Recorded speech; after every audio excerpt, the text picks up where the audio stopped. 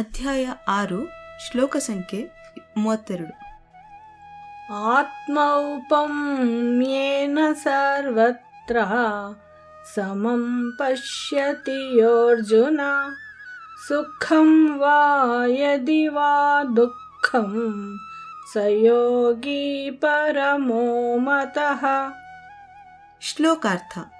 ಎಲೈ ಅರ್ಜುನನೇ, ಸಮದೃಷ್ಟಿಯಿಂದ ಪ್ರಪಂಚವನ್ನು ನೋಡುವ ಈ ಯೋಗಿಗೆ ಸುಖ ದುಃಖಗಳೆರಡೂ ಸಮವೇ ಆಗಿದೆ. ಅಂತಹ ಯೋಗಿಯು ಪರಮಶ್ರೇಷ್ಠನು. ಅಧ್ಯಾಯ 6 ಶ್ಲೋಕ ಸಂಖ್ಯೆ 33.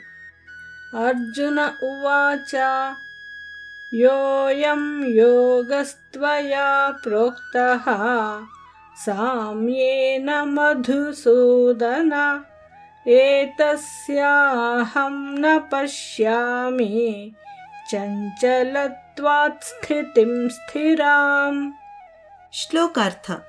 ಅರ್ಜುನನು ಹೇಳಿದನು, ಹೇ ಮಧುಸೂದನ, ಸಮತ್ವದ ದೃಷ್ಟಿಯಿಂದ ನೀನು ಹೇಳಿದ ಯೋಗವನ್ನು ಮನಸ್ಸು ಚಂಚಲವಾಗಿರುವುದರಿಂದ ಇದರ ಸ್ಥಿರವಾದ ಸ್ಥಿತಿಯನ್ನು ನಾನು ನೋಡಲು ಸಾಧ್ಯವಾಗುತ್ತಿಲ್ಲ. ಅಧ್ಯಾಯ 6 ಶ್ಲೋಕ ಸಂಖ್ಯೆ 34. ಚಂಚಲಂ ಹಿ ಮನಃ ಕೃಷ್ಣ ಪ್ರಮಾಥಿ ಬಲವದೃಢಂ ತಸ್ಯಾಹಂ ನಿಗ್ರಹಂ ಮನ್ಯೇ ವಾಯೋರಿವ ಸುದುಷ್ಕರಂ. ಶ್ಲೋಕಾರ್ಥ. ಹೇ ಕೃಷ್ಣ, ಮನಸ್ಸಿನ ಸ್ವರೂಪವೇ ಚಂಚಲತ್ವ. ಅದು ಕ್ಷೋಭೆಯನ್ನು ಉಂಟು ಮಾಡುವಂತಹದ್ದಾಗಿದ್ದು ಅತ್ಯಂತ ಬಲಶಾಲಿಯೂ ಹೌದು.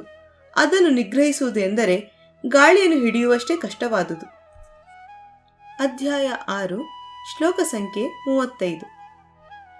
ಶ್ರೀ ಭಗವಾನುವಾಚ ಅಸಂಶಯಂ ಮಹಾಬಾಹೋ ಮನೋ ದುರ್ನಿಗ್ರಹಂ ಚಲಂ ಅಭ್ಯಾಸೇನ ತು ಕೌಂತೇಯ ವೈರಾಗ್ಯೇನ ಚ ಗೃಹ್ಯತೆ.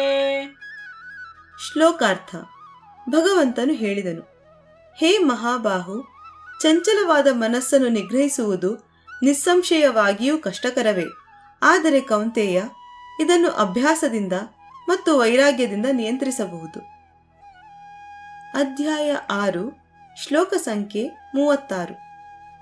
ಅಸಂಯತಾತ್ಮನಾ ಯೋಗಃ ದುಷ್ಪ್ರಾಪ ಇತಿ ಮೇ ಮತಿಃ ವಶ್ಯಾತ್ಮನಾ ತು ಯತತಾ ಶಕ್ಯೋ ವಾಪ್ತುಮುಪಾಯತಃ. ಶ್ಲೋಕಾರ್ಥ. ಅಭ್ಯಾಸ ಹಾಗೂ ವೈರಾಗ್ಯದ ಮೂಲಕ ಮನಸ್ಸನ್ನು ಸ್ವಾಧೀನಪಡಿಸಿಕೊಳ್ಳುವ ಸಾಧನೆಯನ್ನು ಮಾಡದವನು ಯೋಗವನ್ನು ಸಾಧಿಸಲಾರನು. ಸಾಧನೆಯನ್ನು ಮಾಡುವವನಿಗೆ ಈ ಯೋಗವು ಉಪಾಯದಿಂದ ಸಿದ್ಧಿಸುವುದು.